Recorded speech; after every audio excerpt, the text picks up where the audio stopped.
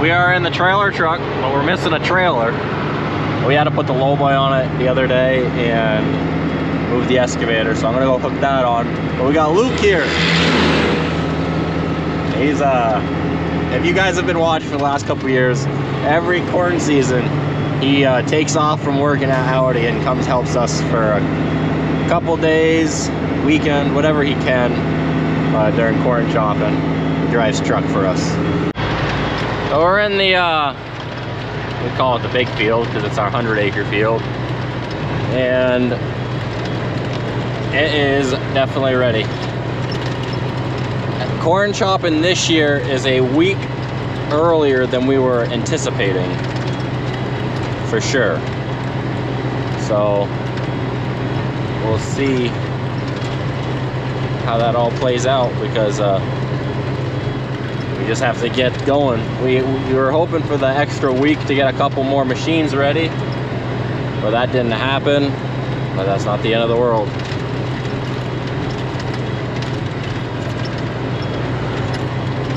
But we gotta find the chopper. Christoph's opening up today. This was a water hole. Anywhere you could see how the corn was sagging as we're driving, that's any like kind of a low spot that was holding water longer than you want, and that's why the corn didn't grow too good. It got stunned. But anywhere it was flatter or sandier, this whole back section of the field is a lot more level. It's pretty even. There's another sag right here. You can see the corn sagging, but that's just how it is, and you can't change it. Some years it's too dry, some years it's too wet. You can see this nice little sag right here and stun the shit out of that corn. So this is the first time in probably 4 years, maybe longer. The corn would have been beautiful wherever it's dry.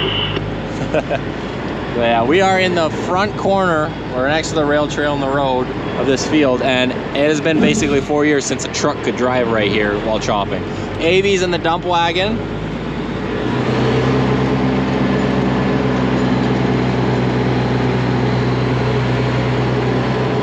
And this front section, you can see how the corn's been stunted. It's just a known wet spot. And with most years, it's not bad actually at all, like growing wise, but with the extreme rain the last 2 years, it's definitely been a struggle in this section. But 2/3 and back, it's pretty good and consistent. But you'll have that, I guess. Spraying was a hit or miss because it's just so much rain. It was hard to get onto the fields in the first place. So a lot of them did great, and then in a handful, the weeds started coming again because it's just so much rain. It's so funny how it slows you right down when it's tough. Well, Luke's driving the Black Star with the box that used to be on Alex's truck, but she's in the front now with the old trailer. She's running floater still, but doesn't need to.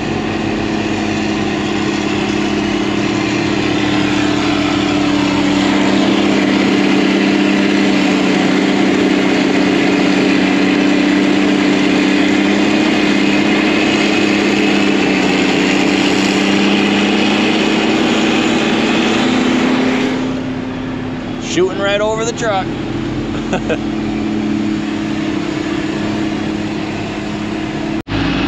So this was grass 2 years ago. Last year we switched it the first time and it was growing amazing, and then it flooded. This year we got a lot of rain, but it kind of at least dragged out the amount of rain we got, and it didn't flood. It almost did, but this time this corn's looking nice.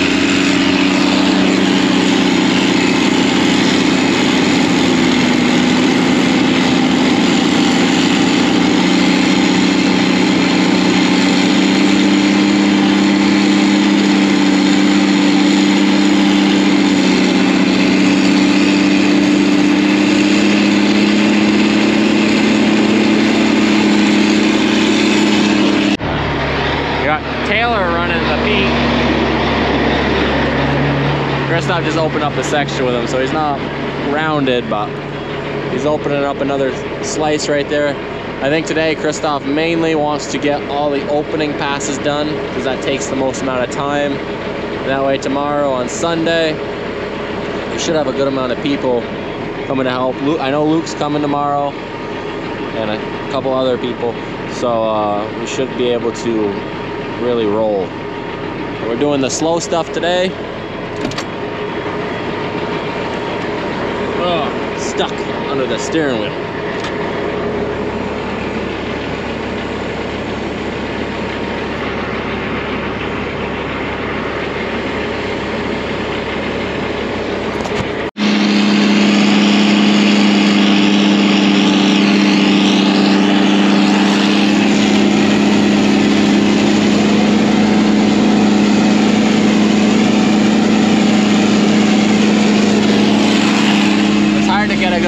For you guys while driving and not smash it into the chopper.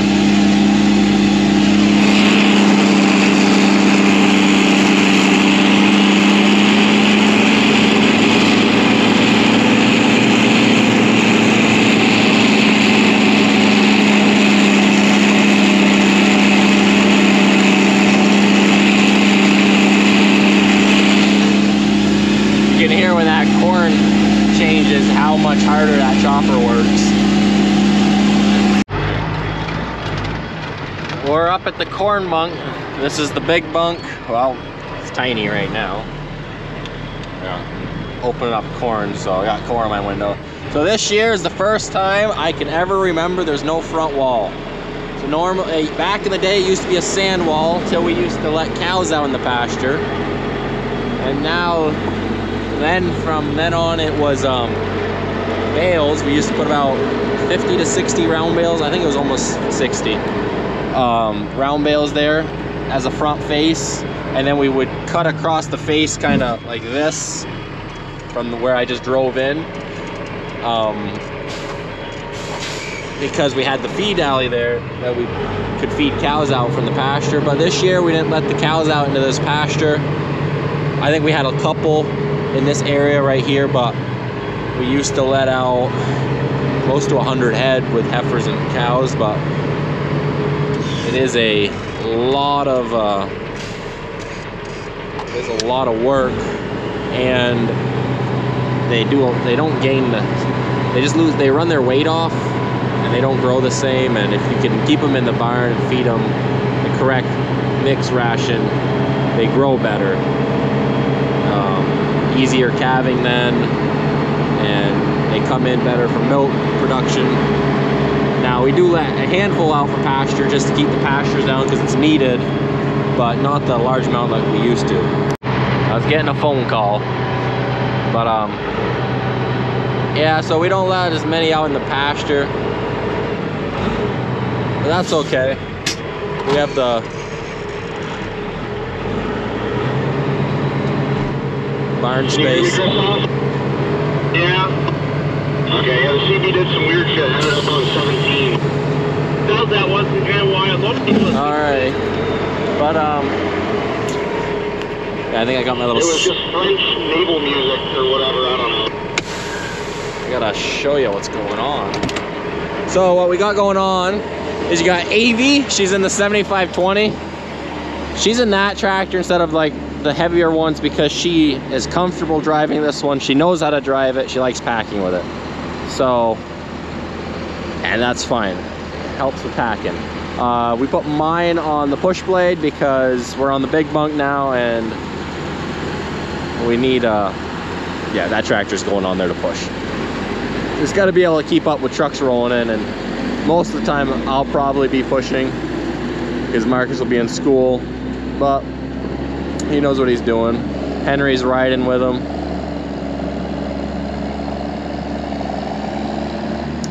And yeah, so right now it's tiny. We probably got, oh, if I have to guess, 15 loads in so far.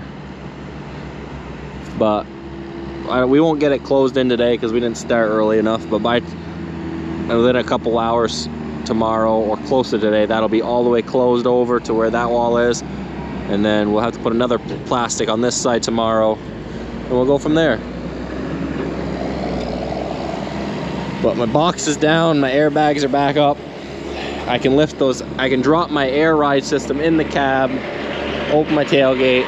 We got it set up pretty nice for this truck, and never have to get out, because we made sure to dump the airbags when we dump, because it's not as sturdy dumping with those suckers fully inflated.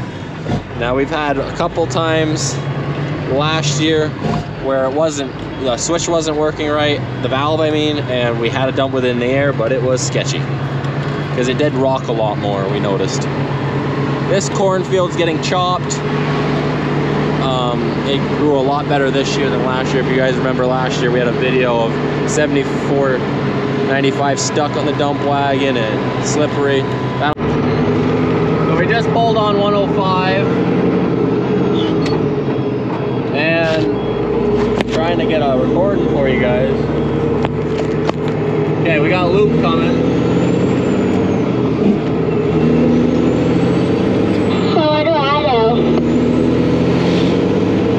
You can go park that tractor somewhere where it's not in the wet.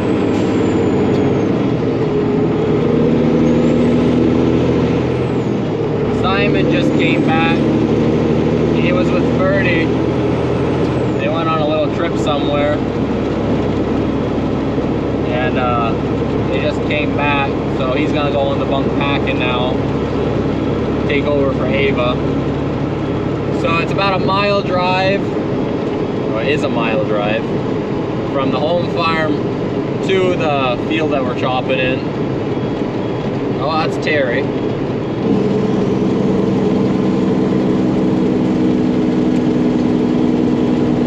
And even though it's a short drive, it takes all the trucks to keep up. We're driving into the field here, and Ava was in the dump wagon earlier, but parked it there because don't need it, and we're able to go with trucks, so we have enough to keep up. And the less dump wagon, the better, because it means the faster. And if you're low on a truck driver, but you can have someone run a dump wagon, it kind of helps, at least in that aspect, because it does speed you up there a little bit.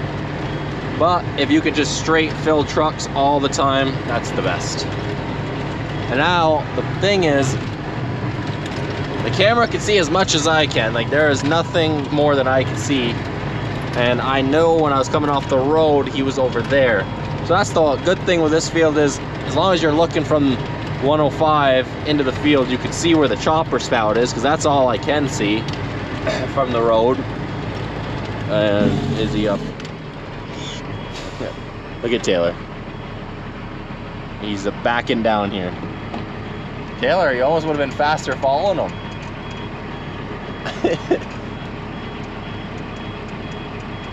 Alright, I gotta figure out where Christoph wants me to go. Christoph, you want me to come up where you guys just chopped, or where? Yeah, I got to the bottom now. I'm gonna move over and head back up. Alright, I'll let Taylor finish backing out and I'll go up. So, with Taylor backing out of there, I gotta back up far enough to get my entire trailer over there. That way I can make a wide loop and, well, maybe I should pay attention where the hell I'm driving and actually back up the trailer correctly. Look like an idiot. Alrighty. So yeah, I gotta get this over there. I can make a nice loop in there. I might run over a couple rows of corn with my trailer, but could be worse.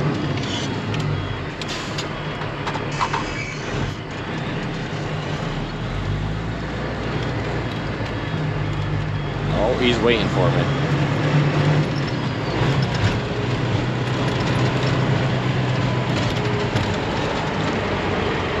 Looks like he ate a little bit of corn. Oops. And I think I hit like 3-4 corn stalks in the back. My My camera wouldn't turn back on. I almost made it to the end of the field here before I finally got it to kick back on. But the section I wanted to say was that I was just driving through. Last year got totally wiped out with the flood. Christoph, do you have somebody behind you? Yeah, Andreas is on his way. Okay. So this whole section where I just turned right, this was all flattened last year. And it grows nice corn. So we lost a lot of corn right here last year. This stuff's about to be waiting. But even though we had all that rain and there's a lot of sags, we can't complain at all with that corn not growing good because we didn't have any major wipeout. And there's a lot of farmers that this year did again, and that always sucks.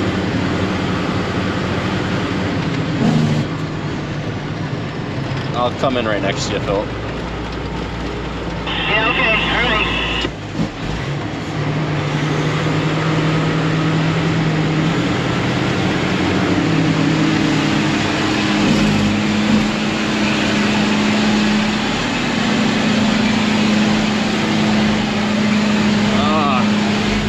I needed the downshift the first gear.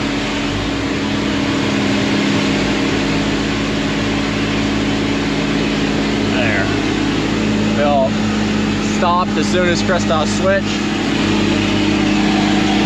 I like to switch over to his right side just because he looks over his right shoulder. It's the easiest for him to see.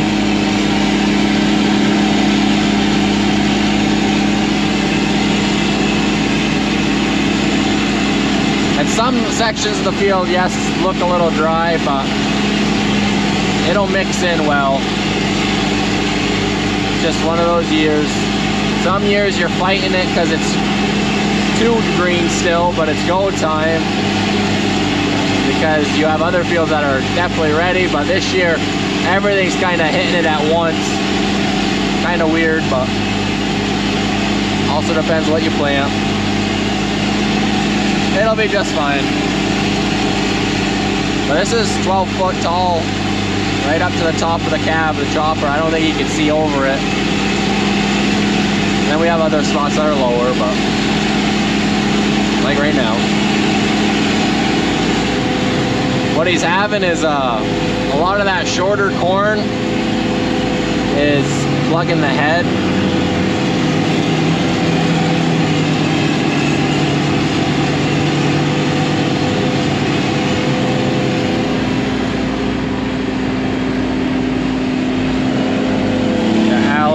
And Luke rolling in over there. So doing the opening up today slows production down like I was saying, but we don't have to mess with it at all tomorrow. And being able to fully open up, do the strip sections, it's still something that has to get done, so you might as well do it when you have just the right amount of drivers to do it, which we do today. Well, everyone's still staying busy. That's just how we try to do it. Everyone's a little different. The old dog is working.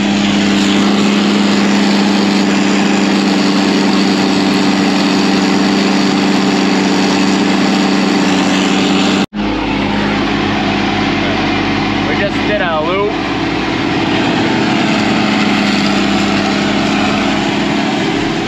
I can get out because we're halfway through across the road that I just showed. Yes, I'm going to be running over some corn to get out, but he could keep filling Alex. Fine, Alex, Andreas. Holding up traffic, Luke. And he's coming in too.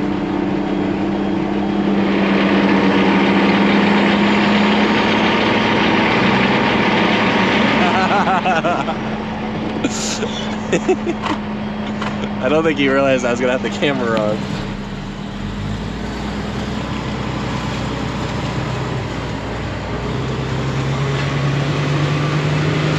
That's some nice corn to run over.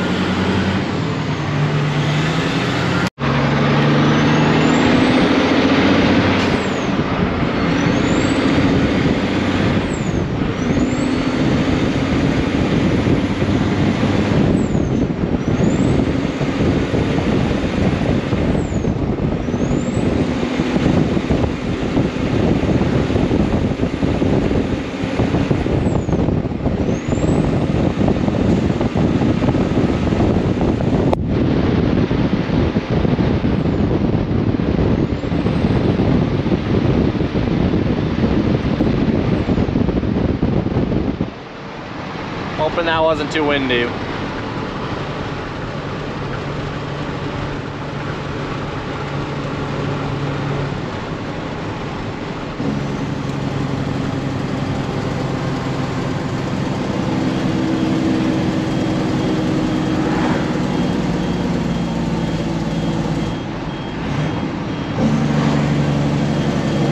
I think that was Dylan.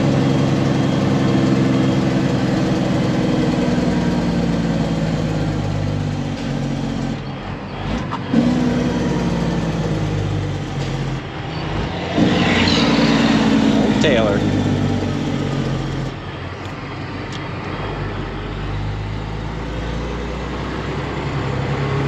And I'm not gonna clean these windows until we're done opening up, because there's no point.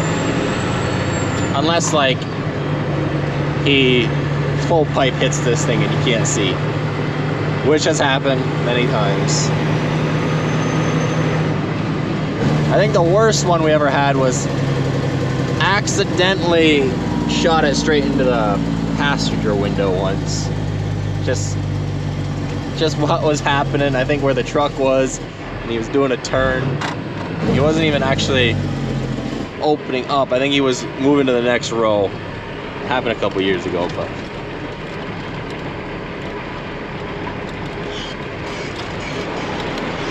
we got Avi and Henry in there. They're discussing. I don't know where Marcus must have gone to Gerhardt to talk about something.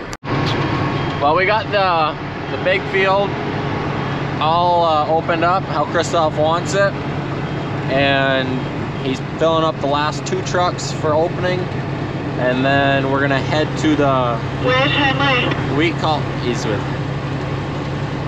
He's with Marcus, and Ava's riding with Simon now. Marcus, where's Henry? With Simon. Oh, Simon's riding with Henry. Henry's riding with Simon. So you can see the lights right down there. They're opening up the last strip. He's cutting in right now. And we're going to, we call it Bottom of Nichols, but it's the field with the test You want block. me to follow you, Christoph, or my fault? Your fault. You went to go down. I'm gonna throw out.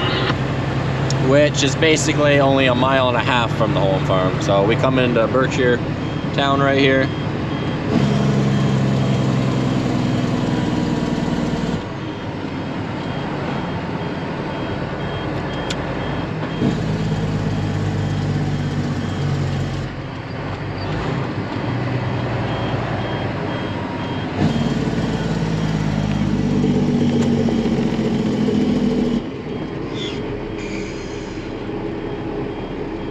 You guys can't see anything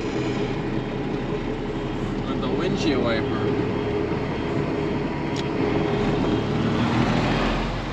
I told that one car to go because they were pulled out a little far.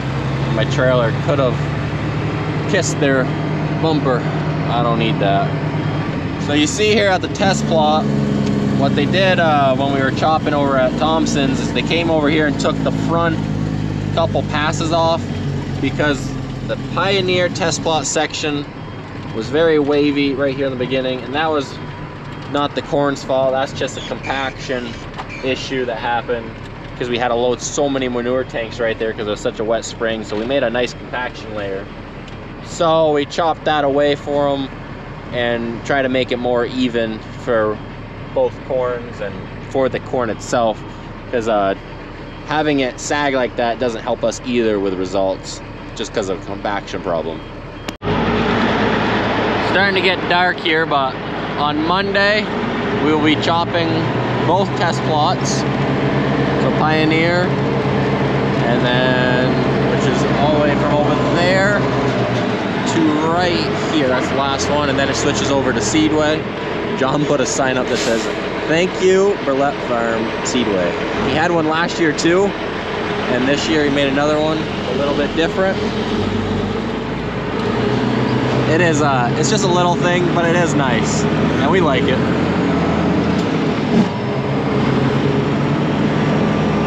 Just adds a little bit to the test plot. If you take pictures, you know whose it is.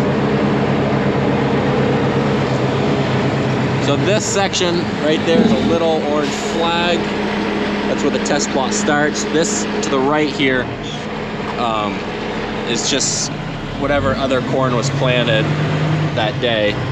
And then this front section that's test plot was a week later planted than what's in the very back that's gonna get chopped also. But Christoph is just coming around the side here, opening up. He's not right against the woods because if a tree fell, he doesn't want to have the truck stuck behind him. And it's also getting dark, so you can't see it as easy. But that stuff is well over the chopper. And Philip's gonna be filling up fast. Filling up fast. Filling up Philip.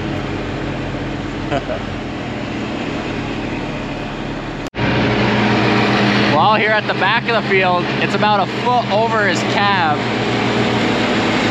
He's running blinds.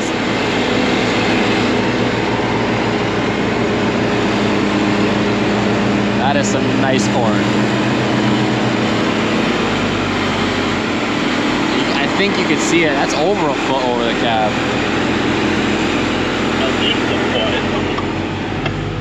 See? Tree down. Like I said, that's why he's trying to stay away from the edge, because otherwise he would have just had to cut over. That must be 8 rows at least, minimum. Maybe only 6. Could be only 6, but he's staying away, and there's another tree down in front of him.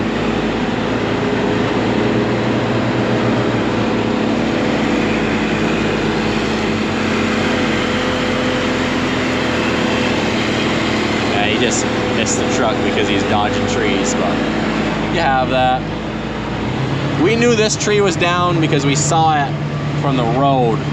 There's that big break up there. Oh, wow. Nice stuff.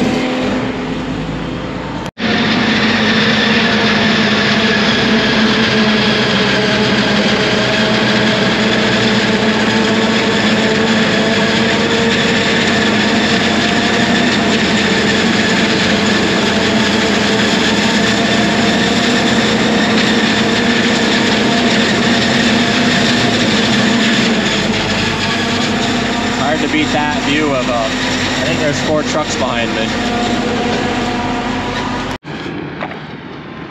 Christoph's rolling in. We're stopping for the night. And, hit it hard tomorrow on Sunday.